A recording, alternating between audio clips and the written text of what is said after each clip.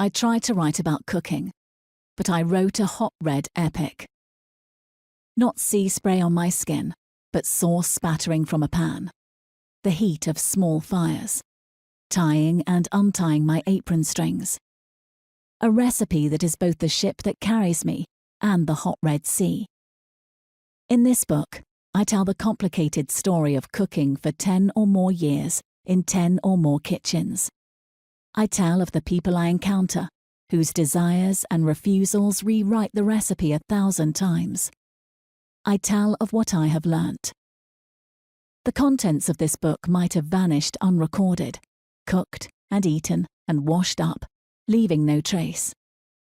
Documenting what I do in the kitchen can feel like the task of recording almost nothing. But it is the nothing that I'm doing, and do almost every day, and have been doing every day for over a decade.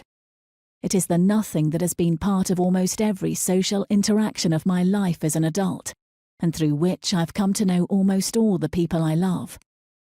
It is the nothing through which I have been sustained and transformed.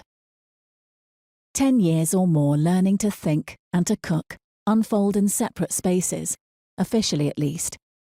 I am taught that the work of critical thinking takes place outside of the kitchen, and that cooking in domestic space is not connected to the endeavour of serious thought. It is an exclusion that has limited the shape of our ideas. An imaginative drought, a half-light. If food and thinking coincide, it is in an image of men who have been served dinner, talking face to face over the table.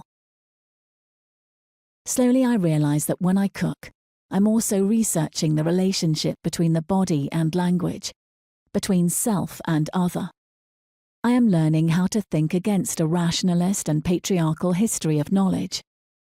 This book is a document of that realisation, a text that allows cooking into the frame of critical inquiry, and in which critical inquiry is shaped by cooking. This does not mean exchanging the kitchen for the library. My clothes must become spattered with oil.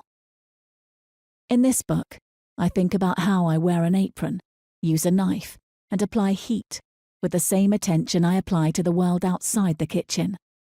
I think about cooking without glossing over its complexity, such as I have experienced it.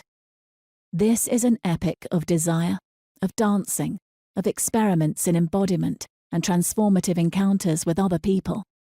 I want to blow up the kitchen and rebuild it to cook again, critically alert, seeking pleasure and revelation.